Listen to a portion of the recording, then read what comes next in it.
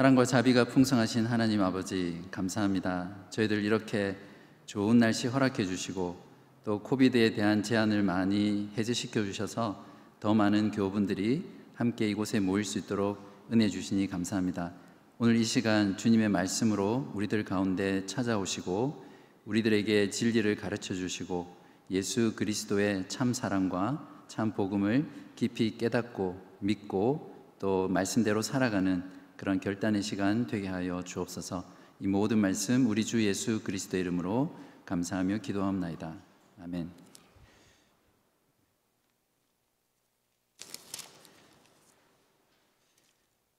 오늘 이 시간에는 다 같이 한번 상상을 해보고 시작하려고 하거든요. 여러분들이 길을 가다가 넘어지셨어요. 넘어지고 쓰러졌는데 잠깐 의식을 잃은 거죠. 깨어났더니 갑자기 사람들을 보면 그 사람의 미래가 보이는 거예요. 엄청 좋아하시네요. 네, 근데 결코 좋은 것만은 아니에요. 집에 돌아가서 가족들과 이렇게 함께 앉아서 식사를 하는데 아내가 조금 후에 배신을 할 게 이렇게 눈에 보이는 거예요. 자기 사랑하는 가족들도 자기를 배신하고 또 이렇게 같은 성도인데도 이 사람이 나를 배신하겠구나 이런 게 보이는 겁니다. 그러면 여러분은 그 사람에 대해서 또 그 사랑하는 가족들에 대해서 어떻게 대하시겠습니까? 잘 대하실 건가요? 그전처럼 똑같이 밥 먹고 똑같이 자고 또 똑같이 사랑하실 수 있으세요? 없으시겠죠. 네. 오늘 본문은 예수님께서 자기가 사랑하시는 제자들이 배신할 것을 아시고 그 배신을 고지하고 또 그 배신 고지를 듣는 제자들을 함께 좀 그 심층적으로 분석해서 예수님께서 우리를 사랑하신 그 사랑이 어떤 사랑인지 좀 깊이 고민하고 또 주님을 더 사랑하는 그런 시간을 함께 가지려고 합니다.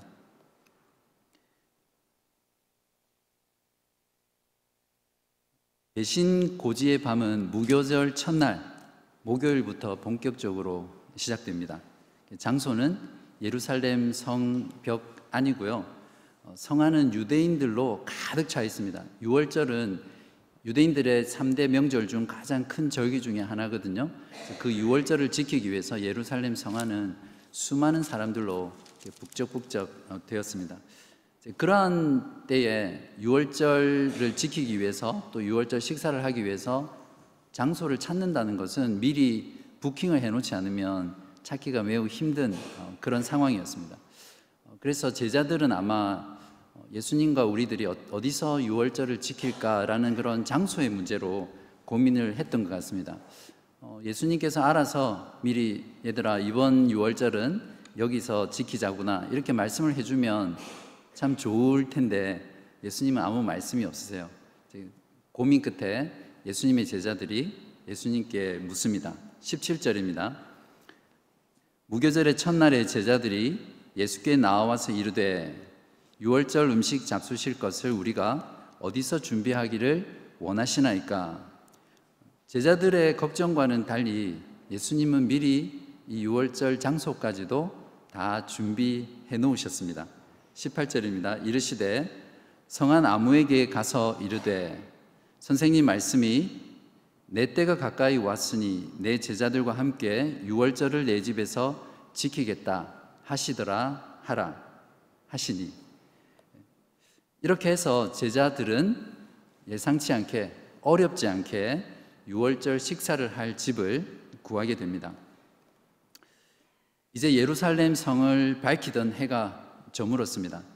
여전히 목요일이지만 유대인의 달력으로는 해질 때부터 하루가 넘어가거든요. 그래서 14일에서 15일로 넘어가는 날입니다.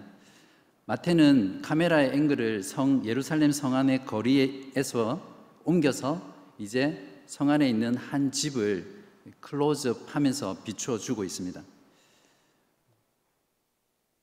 누군가 함께 음식을 먹는다는 경험은 정말 즐거운 경험이죠. 만약에 그렇지 않다면 그 사람의 소화기관에 문제가 있거나 아니면 함께 식사하는 그 사람을 좋아하지 않거나 싫어하는 경우겠죠. 유대인들에게 있어서 특별히 유월절 식사는 그들에게 축제와 같은 그런 즐거운 경험이었습니다. 430년간 노예 생활에서 자유를 찾은 해방의 날, 또 구원의 날이죠. 또한 그 유월절 어린 양으로 인해서 자기들이 죽어야 하는데 다시 살아난 그런 생명의 날이죠. 사실은 유월절 때문에 출애굽이 있었고 또 출애굽 때문에 유월절이 있었습니다. 이스라엘 백성들은 이러한 유월절을 기억하고 기념하면서 하나님의 전능하신 능력과 하나님의 구원의 사역을 감사하고 찬양하면서 함께 즐거워했던 그런 축제의 날이라고 이해하시면 됩니다. 바로 이때 예수님께서 분위기를 확 망치십니다. 제자들 중 한 명이 예수님을 팔 것이라고 배신을 고지하시는 거죠. 20절과 21절입니다. 우리 이 부분은 같이 한번 읽어볼까요? 벌써 성경 덮으신 분 없으시죠? 네, 시작. 저물 때에 예수께서 12 제자와 함께 앉으셨더니 그들이 먹을 때에 이르시되 내가 진실로 너희에게 이르노니 너희 중에 한 사람이 나를 팔리라 하시니. 이 말을 들은 제자들의 심정은 어땠을까요? 아마 해머로 맞은 듯한 그런 충격으로 몸이 굳어 있었을 것입니다. 22절에서 마태는 몹시 근심하다라고 표현하고 있는데 영어 성경에 보면 very sorrowful 이렇게 정말 슬픈 가운데 있었다 이런 표현입니다. 만약에 제자들 중 배신하는 그 한 사람이 자기라면 그 사람의 인생은 종친 거죠. 이제 조금 있으면 하나님 나라가 이루어져서 주님의 나라에서 한 자리 차지하고 지금까지 3년을 동고동락하면서 했던 그 모든 고생은 끝나고 영광을 누릴 바로 그 찰나에 만약에 자기가 예수님을 배반한 자라면 정말 심각한 문제잖아요. 밥을 먹고 있었지만 밥은 다 먹은 거죠. 근데 예수님께서는 너희들 중 한 명이 나를 배신할 거라고 고지하시면서도 딱히 누구라고 집어서 말씀을 해주지 않으세요. 그러니까 듣는 12명은 더 불안한 거죠. 더 염려가 되고 아마 제자들은 예수님의 이 말씀을 듣고 자기부터 시작한 게 아니라 한 사람씩 쟤는 배신할까? 이제 이렇게 하다가 결국 마지막에는 내가 배신자인가? 이런 생각을 했을 겁니다.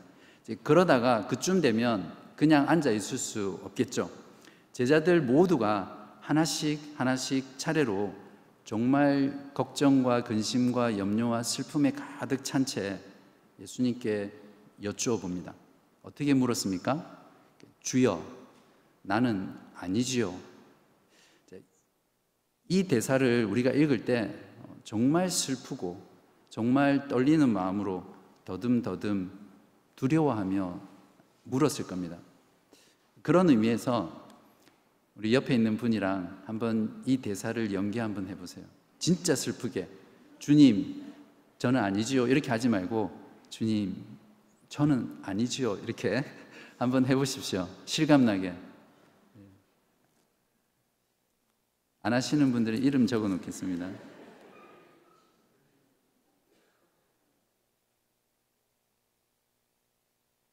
네. 전부 다 웃으시면서 하시는데 실제 상황을 잘 이해를 못 하신 것 같으세요. 예수님이 답을 주시기는 하는데 그 답이 더 두렵고 또 더 두리뭉실하게 대답을 하십니다. 23절에 보시면 나와 함께 그릇에 손을 넣는 그가 나를 팔리라. 빵을 찍어 먹을 소스 그릇에 주님과 함께 손을 넣는 사람은 한 사람만은 아니거든요. 여러 명이 있었을 겁니다. 물론 예수님과 가까이 누워서 먹는 제자들이 찬스가 더 높겠죠. 그래서 예수님의 대답 역시 누구인지를 알기는 어렵습니다. 그런데 예수님께서 예수를 팔 이 배신자에 대한 말씀은 너무나 두려운 말씀입니다. 24절 보시면 인자는 자기에 대하여 기록된 대로 가거니와 인자를 파는 그 사람에게는 화가 있으리로다. 그 사람은 차라리 태어나지 아니하였더라면 제게 좋을 뻔하였느니라. 사실 구약 성경 전체가 오실 메시아 예수 그리스도에 대해서 기록하고 있죠.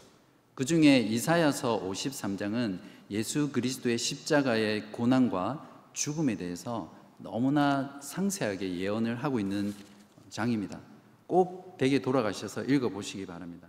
그 중에 8절 한 구절만 보시면 그는 곤욕과 신문을 당하고 끌려갔으나 그 세대 중에 누가 생각하기를 그가 살아있는 자들의 땅에서 끊어짐은 마땅히 형벌받을 내 백성의 허물 때문이라 하였으리요. 이처럼 예수님은 성경의 기록대로 그 말씀을 성취하기 위해서 홀로 유유히 자신의 길인 십자가의 길을 가셨습니다. 그러나 예수님을 팔 배신자에게는 예수님께서 저주를 하시는데 그 사람의 출생을 저주합니다. 차라리 태어나지 않았더라면 좋았을 거라고. 존재 자체를 부정하는 거죠. 이건 심각해도 보통 심각한 저주가 아닙니다. 그냥 사람들끼리 싸우다가 화가 나서 욕으로 이 말을 하는 것과는 차원이 다르죠. 왜냐하면 완전한 사람이시면서 완전한 하나님이신 생명의 주관자가 이 말씀, 이 저주를 선언했다는 것은 이 사람의 영원한 운명이 저주를 받았다라는 거죠. 예수님께서는 왜 이런 가혹한 저주를 배신자에게 퍼부으셨을까요? 이자는 더 이상 회개하고 돌아올 기회가 없는 것입니까? 예수님께서는 이전에 바리새인들에게도 동일한 저주의 선언을 하셨습니다. 마태복음 12장 34절에 보시면 그들을 향해서 뭐라고 하셨죠? 독사의 자식들아. 그 말은 그들의 아비가 마귀라는 거고 그들은 사탄의 자식이라는 거죠. 예수를 팔게 될 배신자는 물론 그 전에 성경을 보면 여러 번 회개할 기회가 있었습니다. 그렇지만 끝끝내 자신의 그 악 때문에 이런 저주를 받았다라고 이해하셔야 합니다. 하나님의 뜻은 그 어떤 악에 의해서도 방해받지 않으시고요. 도리어 그 악을 선으로 바꾸셔서 하나님의 계획하시고 작정하시고 이루시고자 하는 뜻을 이루시는 분입니다. 우리가 이 사실을 믿는다면 이 땅 가운데서 경험하는 많은 고통들, 우리가 이해할 수 없는 그런 사건과 재난 가운데서도 하나님을 신뢰하고 끝까지 믿음을 견지할 수 있을 것입니다.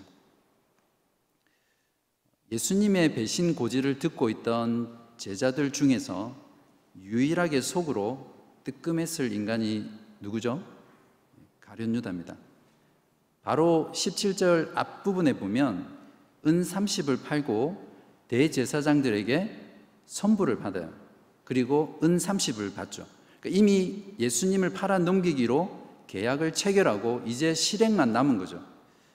그런데 이 유다가 뻔뻔하게 이렇게 묻습니다. 25절입니다. 예수를 파는 유다가 대답하여 이르되 랍비여 나는 아니지요. 정말 교활하고 위선적이며 악한 자입니다. 유다가 예수님께 질문을 할 때 다른 제자들이 했던 질문과 한 가지 다른 게 있습니다. 여러분 찾으셨어요? 무엇입니까? 다른 제자들은 어떻게 불렀습니까? 주여, 로드라고 불렀거든요. 그런데 이 유다는 로드라고 부르지 않고 랍비여, 즉 선생이여 라고 불렀습니다. 재밌는 것은 성경 어디에도 가룟 유다가 예수님을 향해서 주여라고 부른 게 없어요. 랍비라고 불렀던 거죠. 마태는 생생하게 이것을 다른 제자들과 비교하면서 이 배신할 자 가룟 유다가 예수님에 대한 믿음이 전혀 없었다라는 것을 드러내주고 있는 것입니다. 예수님께서는 유다의 질문에 네가 말하였도다 라고 하시면서 그래 바로 너야 라고 꼭 집어서 말씀해 주셨습니다. 이렇게 예수님의 식탁에서의 배신 고지가 막을 내리고요. 이제는 세상 사람들에게도 정말 잘 알려져 있고 유명한 최후의 만찬이라는 장면이 시작됩니다. 오늘 최보현 교우님께서 봉독하신 출애굽기 12장은 출애굽 직전에 최초로 유월절을 지킨 내용이거든요. 그리고 하나님께서 모세를 통해 이스라엘 백성들이 앞으로 유월절을 어떻게 지켜야 될지를 말씀해 주신 내용이죠. 이때부터 이스라엘 백성들은 철저하게 유월절을 지켰습니다. 하지만 두 번째 유월절부터는 문지방과 문설주에 바르던 그 피는 더 이상 바르지 않고요. 왜냐하면 그 다음부터는 성막과 성전 제단에서 어린 양을 잡았기 때문에 피를 바르지는 않았습니다. 그러나 양고기와 함께 유월절 식사에서 포도주를 마시면서 유월절 어린 양의 사유와 피를 기념했습니다. 그리고 그 유월절의 의미를 기억한 거죠. 예수님께서는 제자들이 먹고 있을 때 주로 중요한 말씀을 하시는 것 같습니다. 26절에서 29절은 모든 게 중요하겠지만 또 중요한 말씀이니까 같이 한번 읽어보겠습니다. 시작. 그들이 먹을 때에 예수께서 떡을 가지사 축복하시고 떼어 제자들에게 주시며 이르시되 받아서 먹으라 이것은 내 몸이니라 하시고 또 잔을 가지사 감사기도 하시고 그들에게 주시며 이르시되 너희가 다 이것을 마시라 이것은 죄 사함을 얻게 하려고 많은 사람을 위하여 흘리는 바 나의 피 곧 언약의 피니라. 그러나 너희에게 이르노니 내가 포도나무에서 난 것을 이제부터 내 아버지의 나라에서 새 것으로 너희와 함께 마시는 날까지 마시지 아니하리라 하시니라. 그런데 이상한 점이 하나 있습니다. 예수님의 손에 들린 것은 양고기가 아니라 빵입니다. 예수님의 몸을 나타내려면 오히려 어린 양의 그 살을 상징하는 그 고기가 더 리얼하잖아요. 그런데 제자들은 그 어느 누구도 주님, 양고기는 어디 있습니까? 이렇게 묻지 않았습니다. 지금까지 출애굽 이후에 1500년 동안 유월절에 양고기가 없었던 적이 없었거든요. 그러면 식탁 위에는 양고기가 없었을까요? 저는 없었으리라고 생각을 합니다. 그렇지만 만약에 있었다 하더라도 예수님께서 양고기를 떼려고 하다가 실수로 빵을 뜯은 게 아닙니다. 예수님은 분명한 의미와 목적과 의도를 가지고 무교병 그 빵을 떼셔서 제자들에게 주셨습니다. 무슨 의미죠? 예수님 자신이 유월절에 죽임 당한 그 어린 양이라는 겁니다. 예수님 자신이 유월절 어린 양이기 때문에 이제는 더 이상 양이 필요 없는 거죠. 그 말은 유월절의 궁극적인 실체인 예수 그리스도께서 이제 그 앞에 서셔서 이제 곧 모든 것을 완성하실 것이라는 그런 중요한 의미를 가지고 있습니다. 그렇기 때문에 예수님의 십자가의 죽음은 제2의 출애굽 사건입니다. 어린 양의 예수의 피가 죄인들이 받아야 될 그 하나님의 진노가 그 피로 말미암아 넘어가게 되고요. 죄와 사탄의 노예가 되어서 세상에 묶여있는 그렇게 살던 자기 백성들을 구원해내서 참된 자유와 참된 생명을 주시는 그런 그리스도의 피입니다. 여러분, 예수 그리스도의 어린 양의 피, 예수 그리스도의 죽으신 그 몸이 이런 의미라는 거 여러분 잘 아시죠? 이것이 복음의 진수입니다. 26절과 28절에서 이것은 내 몸이다, 이것은 내 피다 라는 이 구절은 정말 유명한 구절입니다. 2000년 교회 역사 속에서 이 말씀에 대한 해석 때문에 얼마나 많은 논쟁이 있었는지 모릅니다. 그 논쟁 가운데는 심지어 피를 흘리는 그런 일도 있었습니다. 분명한 것은 예수님께서는 제자들을 위해 이제 곧 십자가에서 자신의 목숨을 내어주실 것을 가르쳐 주시기 위해서 빵과 포도주 같은 잔을 사용하셨습니다. 그리고 그러한 의식을 통해서 예수님의 죽으심의 의미가 무엇인지를 그들에게 생생하게 가르쳐주고 눈으로 보게 하고 입으로 맛보게 하신 것이 바로 예수님의 의도입니다. 이것을 받아 먹고 마시게 함으로써 예수 그리스도는 자신의 제자들에게 그리스도의 죽음과 그리스도의 부활에 동참하고 참여하게 했습니다. 예수님의 구속의 사건 이후 주를 믿는 모든 성도들이 성찬을 통해서 동일하게 이런 은혜들을, 또 이런 가르침들을 알게 되죠. 그렇기 때문에 신약의 교회의 모든 성도들이 성찬을 통해서 이러한 것들을 시행할 때마다 우리들은 주님의 죽으심을 어떻게 한다고요? 사도 바울이 말씀했죠. 주님의 죽으심을 전한다. 죽을 때, 주님이 다시 오실 때까지 주님의 죽으심을 전하는 것이다. 그렇게 말을 했습니다. 그렇다면 6월절 마지막 어린 양, 예수님이 죽임을 당하신 목적은 무엇입니까? 28절에 보시면 이것은 죄 사함을 얻게 하려고 흘리는 나의 피라고 하셨습니다. 즉, 죄 사함을 얻게 하기 위해서 예수께서 죽으신 것입니다. 죄 사함을 얻게 하려면 반드시 피를 요구합니다. 왜냐하면 피라는 것은 곧 생명을 의미했기 때문입니다. 그래서 히브리서 9장 22절에서도 피 흘림이 없이는 죄 사함이 없느니라 라고 증언하고 있는 것이죠. 여기서 주님의 흘리신 피를 언약의 피라고 했는데 다른 복음서의 동일한 구절에서는 새 언약이라고 표현하기도 합니다. 그 말은 예수 그리스도의 피가 하나님의 성소 앞에 뿌려졌기 때문에 이제 우리는 영원한 죄 사함을 받고 영원히 깨어지지 않는 그 하나님과의 언약 관계를 회복했다는 그런 뜻입니다. 그렇다면 죄 사함을 얻기 위해 흘린 예수의 언약의 피는 누구를 위해 흘린 피입니까? 역시 28절에 보시면 많은 사람을 위하여 흘리는 피라고 말씀합니다. 분명 모든 인류를 위하여 흘린 피가 아니죠. 여기서 많은 사람 가운데 예수님의 제자들이 포함되어 있습니까? 당연히 포함되어 있습니다. 그렇다면 예수님을 배반한 가룟 유다는 어떻습니까? 당연히 아니겠죠. 예수님은 가룟 유다를 위해서 피 흘려 죽으셨는데 가룟 유다가 그 피 흘림을 거부했기 때문에 가룟 유다 스스로 저주를 받은 것입니까?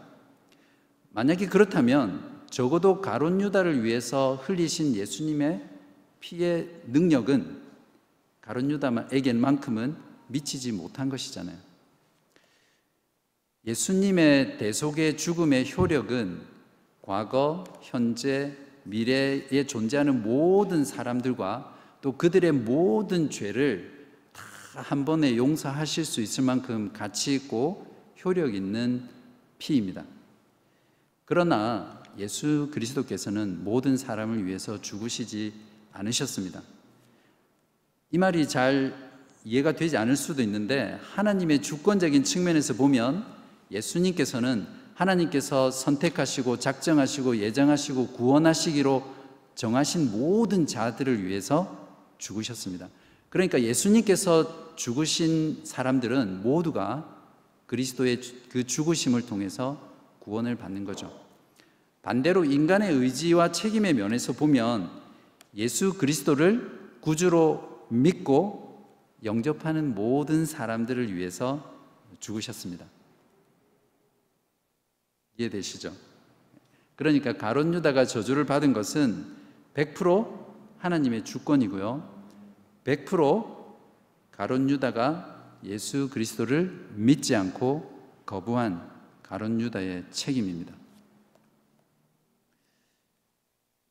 예수님은 자신의 죽음을 예고하시면서 부활에 대한 소망을 함께 주셨습니다.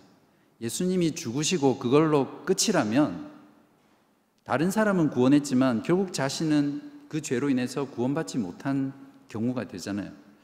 예수님께서는 자신이 십자가에서 죽고 났을 때 제자들에게 부활에 대한 그 소망을 주기 위해서 이미 미리 지금 제자들에게 부활을 약속하시고 또 소망하도록 하십니다. 예수 그리스도의 죽음은 그렇기 때문에 부활을 전제로 하고 있고요. 또 예수 그리스도의 부활은 죽음을 전제로 하고 있습니다. 요즘 한국 교회 가운데 예수님의 죽음보다 부활을 강조해야 된다, 그런 것들을 주장하는 목회자나 또 사람들이 있는데, 예수님의 부활과 예수님의 죽음은 분리할 수 없습니다. 예수님의 죽음을 강조하는 사람은 동시에 부활을 강조하는 것이고요, 부활을 강조하는 사람은 동시에 죽음을 강조하는 것입니다.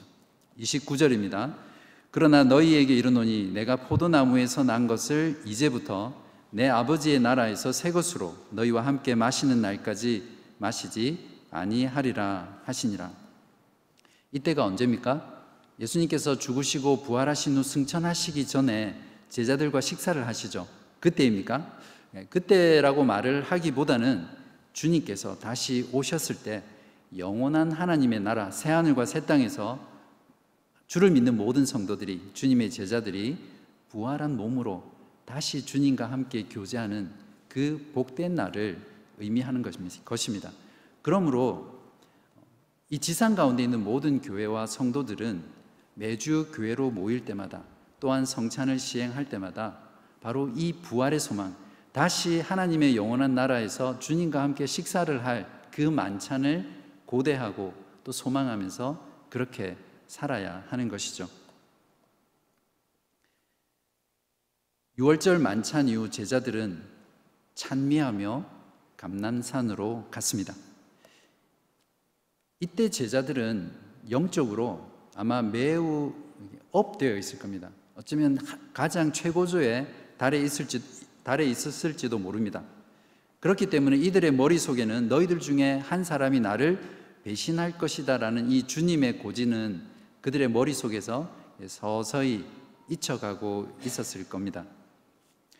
이때 예수님께서는 조금 전 식사 때 하셨던 그 배신의 고지보다 더 충격적인 말씀을 하십니다. 31절과 32절을 같이 한번 읽어보겠습니다. 시작. 그때에 예수께서 제자들에게 이르시되 오늘 밤에 너희가 다 나를 버리리라. 기록된 바 내가 목자를 치리니 양의 떼가 흩어지리라 하였느니라. 그러나 내가 살아난 후에 너희보다 먼저 갈릴리로 가리라. 이번에는 어떻습니까? 제자 중 한 명이 아니라 너희들 모두 다 예수님 때문에, 그것도 먼 훗날이 아니라 오늘 밤, 그 밤에 예수님을 배신한다는 고지입니다. 예수님의 이러한 배신의 고지는 제자들의 마음에 폭탄을 터뜨린 것과 동일합니다. 하지만 여기서 가룟 유다에게 하신 배신 고지와 다른 게 하나가 있습니다. 무엇입니까? 가룟 유다의 배신을 고지하고 난 다음에는 그 유다의 출생을 저주하셨잖아요. 근데 여기서는 내가 갈릴리로 먼저 가서 너희들을 만나겠다라는, 다시 이들과 배신한 자들과 만나겠다는 소망의 약속을 주고 있습니다. 똑같이 배신했는데 왜 이렇게 다르게 대우하시는 걸까요? 이건 숙제입니다. 아마 지금 제자들에게는 이 소망의 말씀은 귀에 들어오지 않았을 겁니다. 자신의 생업도 버리고 집도 버리고 가족도 버리고 예수님만 바라보고 여기까지 왔는데 이제 자기들 모두가 주님을 배신할 거라고 말씀을 하니까 이들에게는 청천벽력과 같은 그런 말씀이죠. 아마 근심과 걱정과 슬픔과 염려와 불안과 이런 모든 것들이 군대처럼 그들을 덮어버렸을 것입니다. 이때 베드로가 우리를 실망시키지 않습니다. 역시 성급하게 나서죠. 가만히 있으면 본전이라도 할 건데 항상 급하게 나서서 예수님에게 야단을 맞거나 또 안 좋은 소리를 들었습니다. 33절부터 34절입니다. 베드로가 대답하여 이르되 모두 주를 버릴지라도 나는 결코 버리지 않겠나이다. 예수께서 이르시되 내가 진실로 너에게 이르노니 오늘 밤 닭 울기 전에 내가 3번 나를 부인하리라. 주님께 한 소리 들었다고 주눅들 베드로가 아니죠. 계속해서 말합니다. 베드로가 이르되 내가 주와 함께 죽을지언정 주를 부인하지 않겠나이다 하고 모든 제자도 그와 같이 말하니라. 베드로와 제자들의 말은 죽기를 각오한 맹세같이 들립니다. 물론 이들의 이러한 각오는 진심이었을 거예요. 그러나 조금 뒤에 가면 이들의 이러한 맹세가 다 뻥이었다는 것이 판명이 납니다. 이들이 어떻게 배신하게 되는지는 제가 지금 말하면 스포일러가 되니까 to be continue 하겠습니다. 항상 영적으로 가장 좋을 그때가 가장 위험한 때입니다. 제자들은 유월절 만찬 이후에 영적으로 피크였을 때 예수님으로부터 실족하게 될 것을 고집받았거든요. 우리도 마찬가지입니다. 신앙은 절대 자만하면 안 됩니다. 그래서 사도 바울도 고린도전서 10장 12절에서 선줄로 알거든 넘어질까 조심하라라고 경고하고 있잖아요. 우리들이 생각하는 것만큼 강하지 않습니다. 늘 쉽고 작은 유혹에도 넘어지는 것이 우리들이죠. 그렇기 때문에 늘 겸손한 마음으로 하나님의 은혜를 갈구하고 또 주님을 철저하게 의지하는 그런 삶을 저와 여러분이 항상 살아나가야 될 것입니다. 이제 어떻게 해야 합니까?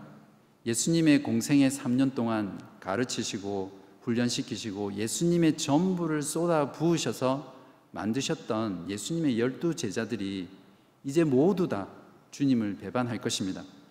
그것도 초창기가 아니라 이제 곧 예수님께서 십자가의 사역을 통해서 그분의 구속의 사역을 완성하기 바로 직전, 그때 예수님이 제자들이 배반을 하게 됩니다. 그러면 예수님의 죽음 이후에 누가 하나님의 나라를 건설하고 이 땅 가운데 주님의 하나님의 구원의 사역을 이루어 나갈 것입니까? 이것으로 예수님께서는 지상 사역을 접으셔야 되는 것입니까? 한번 여기서 그토록 가까이에서 소중하게 사랑했던 제자들 모두가 자신을 버릴 것이라는 것을 알고 그들에게 이것을 알려주시는 예수님의 마음은 어떤 마음인가를 한번 생각해 보십시오. 예수님은 이제 와서 그때서야 제자들이 배신할 것을 아신 게 아니잖아요. 그들을 부르기 전 처음부터 그들이 배신할 것을 아셨습니다. 그러나 주님은 그들을 조건 없이 무조건적으로 아낌없이 배신할 것을 알고도 사랑하셨던 그런 사랑이셨습니다. 그러므로 유월절 식사 때 예수님이 마신 그 잔은 배신을 삼킨 그런 잔입니다. 죄 사함을 얻게 하려고 흘리신 그 피는 바로 제자들처럼 주님을 배신하는 저와 여러분들을 흘리신 주님의 사랑의 피입니다. 이처럼 주님의 사랑은 배신을 삼켜버리신 사랑입니다. 배신을 알고도 사랑하신 사랑이고요.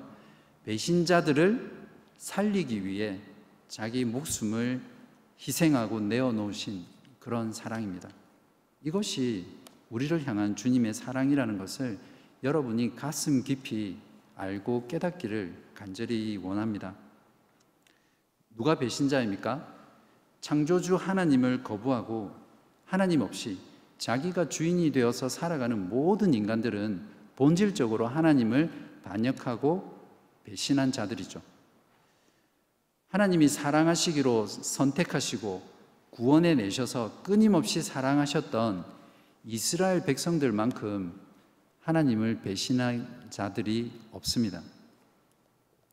아마 여러분 가운데는 계시지 않으리라 생각하지만 한때 주님을 뜨겁게 사랑했다가 지금은 주님을 버린 채 세상의 가치를 쫓아 살아가는 분은 혹시 계시지 않습니까?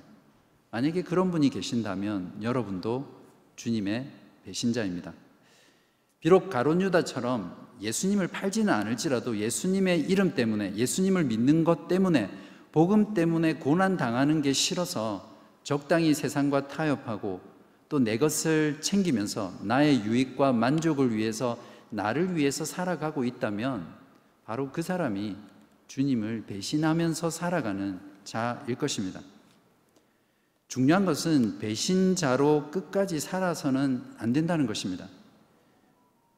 끝까지 배신자로 살아서 가룟 유다처럼 저주를 받으시겠습니까? 아니면 배신을 했지만 다시 주님께 돌아와서 갈릴리에 부활하신 그 예수님을 만나는 그런 여러분이 되시겠습니까? 어떻게 하면 배신자로 살아가지 않고 주님의 참된 제자로 살아갈 수 있겠습니까? 가룟 유다와 다른 제자들의 차이는 동일하게 배신했지만 하나입니다. 유다는 예수를 죄에서 구원해 주실 구주라고 결코 믿지 않았습니다. 그러나 다른 모든 제자들은 비록 배신을 했을지라도 예수 그리스도께서 죄에서 우리를 구원해 줄 참된 메시아, 참 하나님 예수 그리스도라는 것을, 구주라는 것을 그들이 믿었습니다. 예수님께서 십자가에서 죽으시기 전에 제자들에게 이렇게 배신을 고지하신 이유는 그들이 배신하고 났을 때 다시 돌이켜서 주님의 참된 제자로 헌신하며 살아갈 수 있게 하기 위해서 십자가에서 죽으시기 전에 미리 고지해 주시는 겁니다. 그러므로 배신자로 살아가지 않고 주님의 참된 제자로 살아가기 위해서는 먼저 복음이 무엇인지, 복음의 내용을 알아야 합니다. 복음이 무엇인지를 알지 못하고 믿는다라는 것은 헛된 믿음이죠. 그래서 오늘 말씀을 통해서 우리에게 보여주신 6월절 마지막 어린 양으로서 십자가에서 찢기시고 또 흘리신 그 피의 의미, 그리스도의 대속의 죽음의 의미를 우리가 먼저 알아야 합니다. 그리스도의 죽음이야말로 우리를 배신자에서 참된 제자로 만들어 줄 뿐만 아니라 다시 하나님과 원수된 우리가 화목하게 만드는 그런 십자가의 능력입니다. 이렇게 복음을 안 다음에는 그 복음을 아는 것에 그치면 안 됩니다. 그 복음을 우리가 믿어야 하는 거죠. 예수 그리스도의 죽음을 의지하고 예수 그리스도를 나의 구주로 믿으셔야 합니다. 예수 그리스도께서 십자가에서 찢기시고 흘리신 그 피가 다른 사람을 위해서 흘린 피가 아니라, 다른 사람을 위해 찢긴 몸이 아니라 바로 주님의 제자들이 그 빵과 포도주의 잔을 마시는 것처럼 실제적으로 분명하게 확실하게 나를 위해서 찢기시고 나를 위해서 흘리신 주님의 몸과 피라는 것을 믿으셔야 합니다. 이것이 배신자로 살아가지 않고 주님의 참된 제자로 살아가는 비결입니다. 주님의 사랑은 배신을 삼켜버리는 사랑입니다. 주님의 이 사랑을 여러분이 정말 깊이 바르고 온전하게 깨닫고요, 그 예수 그리스도를 나의 구주로 영접하고 믿는 여러분 되시기를 바랍니다. 그걸 통해서 배신자의 삶을 떨쳐버리고 주님의 참된 제자로 살아가는 저와 여러분 되시기를 주님의 이름으로 간절히 기도합니다. 기도하시겠습니다.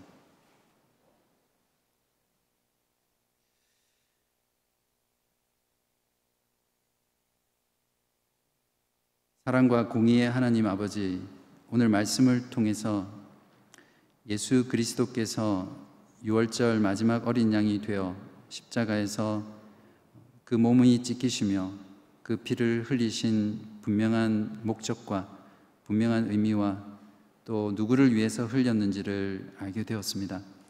아버지 하나님, 예수 그리스도의 그 죽음의 의미를 우리 사랑하는 모든 교우님들께서 분명하고 선명하고 확신 있게 알 수 있도록 도와주시고, 또한 그 믿는 바를 다른 사람을 위한 그리스도의 죽음이 아니라 나를 위한 것임을 철저하게 믿고 주님을 나의 구주로 영접하며 살아가게 하여 주옵소서. 아버지 하나님, 저희들은 살아가면서 늘 주님을 떠나 내 뜻대로 내가 원하는 것을 쫓아 내 마음대로 세상을 따라 살아갔음을 고백하며 용서를 구합니다. 아버지 하나님, 우리가 정말 주님의 그 죽으심을 의지하고 주님을 나의 구주로 믿고 주님의 성령을 의지하며 살아가기를 원하니 우리에게 힘 주시고 주님의 참된 제자로 살아갈 수 있는 저희들 되게 하여 주옵소서. 아버지 하나님, 아직도 우리의 사랑하는 친척과 가족과 형제와 자매들과 또 많은 세상 사람들 가운데 주님의 이 놀라운 죽음의 의미를 알지 못하고 또 주님을 믿고 영원한 생명과 참된 자유와 기쁨을 누리지 못하는 수많은 영혼들을 바라보며 그들을 위해 복음을 증거하고 그리스도의 죽으심을 주님 오실 때까지 전하는 저희 모든 교우분 되게 하여 주시기를 예수 그리스도의 이름으로 간절히 기도합니다. 아멘.